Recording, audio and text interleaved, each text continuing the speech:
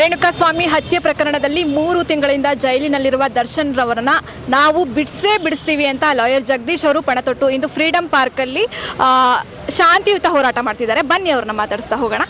ನಮಸ್ತೆ ಸರ್. ನಮಸ್ಕಾರ madam. Sir, Darshan ಪರ ಶಾಂತಿಯುತವಾಗಿ ಹೋರಾಟ ಮಾಡ್ತಿದ್ದೀರಾ, ಯಾಕೆ ಈ ಹೋರಾಟ ಸರ್?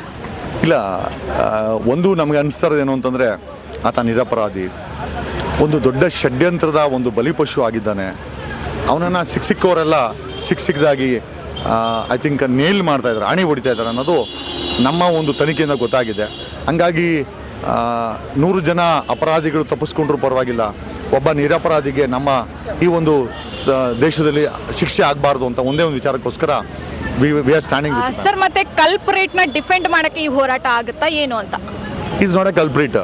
ಯಾಕೆ ಅಂತಂದರೆ ಅವನು ಬರೀ ಆರೋಪಿ ಅಷ್ಟೇ, ಅಪರಾಧಿ ಅಲ್ಲ. ಕೋರ್ಟ್ ಯಾವುದೇ ರೀತಿ ತೀರ್ಮಾನ ಕೊಟ್ಟಿಲ್ಲ. ಹಂಗಾಗಿ ಅಂಟಿಲ್ ಏನೋ ದ ಕನ್ವಿಕ್ಷನ್ ಆ್ಯಂಡ್ ವರ್ಡಿಕ್ಟ್ ಆಗೋವರೆಗೂ ಅವನೊಬ್ಬ ನಿರಪರಾಧಿನೇ. ನ್ಯಾಯಾಲಯದ ಪ್ರಕಾರ ಅವನೊಬ್ಬ ನಿರಪರಾಧಿನೇ. ಹಂಗಾಗಿ ನನಗೇನು ಅನಿಸುತ್ತೆ ಅಂತಂದರೆ ಅವನೊಬ್ಬ ನಿಜವಾಗ್ಲೂ ನಿರಪರಾಧಿನೇ. ಅವನನ್ನು ಷಡ್ಯಂತ್ರದ ಭಾಗವಾಗಿ ತಗಲಾಕಿದ್ದಾರೆ. ಹಂಗಾಗಿ ಬಿಡಿಸ್ಬೇಕಾಗಿದೆ. ಇದು ರೆಗ್ಯುಲರ್ ಮೆಕ್ಯಾನಿಸಮಲ್ಲಿ ಅವನ್ನ ಬಿಡಿಸ್ಲಿಕ್ಕೆ ಆಗಲ್ಲ. ಸರ್, ನೀವು ಹೇಳ್ತಿದ್ದೀರಾ ದರ್ಶನ್ ನಿರಪರಾಧಿ ಅಂತ, ಆಗಿದ್ರೆ ಅವ್ರು ತಪ್ಪು ಮಾಡಿಲ್ವಾ? 1-2 ಏಟು ಹೊಡೆಯೋದ್ರಿಂದ ತಪ್ಪಾಗಿದ್ದರೆ ಎಲ್ಲರೂ ಕೊಲೆ ಮಾಡಿದ್ದಾರೆ. ಆ ಕೊಲೆನ 25 ಜನಕ್ಕೆ ಡಿವೈಡ್ ಮಾಡಬೇಕಾಗತ್ತೆ. ದರ್ಶನ್ ಯಾಕೆ ಫಿಕ್ಸ್ ಮಾಡಿದ್ದಾರೆ ಅಲ್ಲಿ? ಈಗ ಎಲ್ಲರೂ ಏಟು ಹೊಡೆದಿದ್ದಾರೆ. ಈಗ ಒಂದೊಂದು ಏಟು ಹೊಡೆದಾಗೂ ಅವ್ನು ಸಾವಿಗೆ ಹತ್ರ ಆಗಿ ಹೋಗ್ತಾನೆ. ಈಗ 3 ಅವರಲ್ಲಿ ಅವನು if I am not wrong 4ವರೆಗೇನೋ ಬಂದ, ಅವನು 8ವರೆಗೇನೋ ದರ್ಶನ್ ಬಂದಿದ್ದು CCTV ಫುಟೇಜ್ ಇದೆ. ಸೊ ಈ 4:15 8:15 4 ಅವರಲ್ಲಿ ಎಷ್ಟು ಒದೆ ಹೊಡೆದಿರ್ಬೋದು, ಅವನು ಎಷ್ಟು ಸಾವಿಗೆ ಹತ್ತಿರ ಆಗಿರ್ಬೋದು? ಈ ಒಂದು ಕ್ವಾಂಟಮ್ನೇ ಹಿಂಗೆ ಮೆಷರ್ಮೆಂಟ್ ಮಾಡ್ತೀರಾ ಕೊಲೆಗೆ ಫಿಕ್ಸ್ ಮಾಡಲಿಕ್ಕೆ? ಸೊ ಅನ್ನೋದು ನಮ್ಮ ವಿಚಾರ. ಎರಡನೇದೇನು ಅಂತಂದರೆ ದೀಪಕ್ ಅಲ್ಲಿ ಇದ್ದಿದ್ದರಿಂದ ಒಂದು ತುಂಬ ದೊಡ್ಡ ಷಡ್ಯಂತ್ರ ನಡೆದಿದೆ. ಮುನಿ ಮಾಡಿಸಿದ್ದಾನೆ ಅದನ್ನು. ಅದು ಮೋಸ್ಟ್ ಪ್ರಾಬಲಿ ಈಗ SIT ಫಾರಮ್ ಮಾಡಿದ್ದಾರೆ BK ಸಿಂಗು. 100% ಅದರಲ್ಲಿ ರಿವೀಲ್ ಆಗುತ್ತೆ. ಸರ್, ಇಷ್ಟು ಕಾನ್ಫಿಡೆನ್ಸ್ ಆಗಿ ಹೇಳ್ತಿದ್ದೀರಾ ಮುನಿರತ್ನ ಅವ್ರ ಕೈವಾಡ ಇದೆ ಅಂತ, ಯಾಕೆ ಸರ್? ಇಲ್ಲ, ನಾವು ಒಂದು ಪ್ಯಾರಲಲ್ ಇನ್ವೆಸ್ಟಿಗೇಷನ್ ಮಾಡಿದ್ದೀವಿ.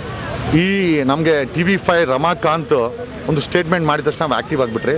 ಇನ್ಫ್ಯಾಕ್ಟ್ ನಾನು ಗೋವಾದಲ್ಲಿದ್ದೆ. ನಮ್ಮ ಟೀಮ್ ಇಮಿಡಿಯೇಟಾಗಿ ಬ್ಯಾಂಗ್ಳೂರಿಗೆ ಬಂತು. ರಮಾಕಾಂತ್ ಹೇಳಿದ ತಕ್ಷಣ ಇಮಿಡಿಯೇಟ್ ನಮ್ಮ ಟೀಮ್ ಅಲ್ಲಿಂದ ಸೆಗ್ರಿಗೇಟ್ ಮಾಡಿಬಿಟ್ಟೆ. So from there we were operating. ಗೋವಾಯಿಂದ ಆಪ್ರೇಟ್ ಮಾಡ್ತಾ ಇದ್ವಿ and everything it was reporting to me. So ನಾನು ಬರೋಕ್ಕಾಗಲಿಲ್ಲ ಇಲ್ಲಿ, because I had a different thing over there. But ನಮ್ಮ ಟೀಮ್ ಜಾಡು ಹುಡುಕಿ ಅದನ್ನು ನೈಲ್ ಮಾಡಿದೆ. ದರ್ಶನ್ ಹೊರಗಡೆ ಬರಲಿ, ನಿಜಾಂಶವನ್ನು ಅಥವಾ ಸತ್ಯವನ್ನು ಪೊಲೀಸರ ಮುಂದೆ, ನ್ಯಾಯಾಲಯದ ಮುಂದೆ ನಾನೇ ಹೇಳ್ತೀನಿ. It will very shocking to you all. SSTV cinema ಜಗತ್ತಿನ ಕ್ಷಣ ಕ್ಷಣದ ಸುದ್ದಿಯೊಂದಿಗೆ.